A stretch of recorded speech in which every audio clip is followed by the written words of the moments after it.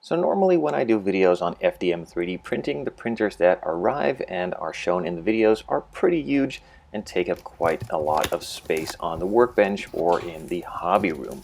So when Kingroon contacted me about their new KP3S FDM printer, and I saw that it was a smaller size, I figured it would be a good alternative to all of the huger printers that I have reviewed so far.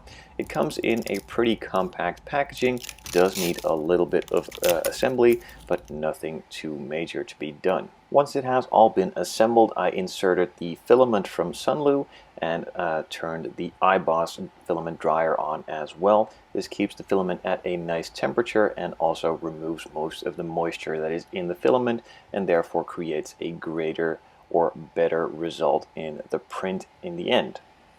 So as with most of these printers, it comes with a test file to start the first print and just see how it all goes and if everything is assembled correctly, leveled, and all that kind of thing. In this case, it is a clip to hold your bags of opened food close again, so that's pretty useful. It turned out really nice. The SUNLU filament does a really good job, and after being through the drying and heating process on the EIBOS system, it came out really well for a small printer like this. The print lines are really nice and stacked up pretty good, and overall it didn't really shift all that much and therefore left a pretty nice printing result. So with that first test done, I removed the red filament from there and inserted a gray roll of filament again from SUNLU to try and print some Star Wars stuff. I found some files on Thingiverse related to Star Wars and also scale modeling. These are actually a sort of flat pack kit from various Star Wars props, or in this case also a lot of the bigger ships. They just print on the print bed. You can size them up or down any way you want, and you simply have created your own kit.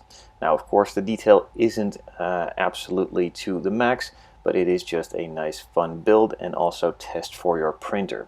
It does have a little bit of stringing here and there, but overall nothing too major. It just falls off pretty easily if you just wipe over it with your finger or even with a knife if it needs a little bit more persuading. Now, of course, on the top side it has a bunch of the details, and on the bottom it is entirely flat, as that is fully printed onto the print bed itself. I was playing with the leveling of the print bed a little bit during this printing, so it might be a little bit uneven from left to right, but overall it did a really nice job and has a very consistent finish on the underside and also on the top. So the first one of the Millennium Falcon has been completed and looks pretty good, so I decided to test another one, but this time a TIE Interceptor. It is again a flat pack kit, so it has all of the parts in this sprue. They do need to be cut out and assembled, but overall again it looks pretty sharp. SUNLU had sent out a bunch of their colors for me to test, including this silk PLA filament of a gold color.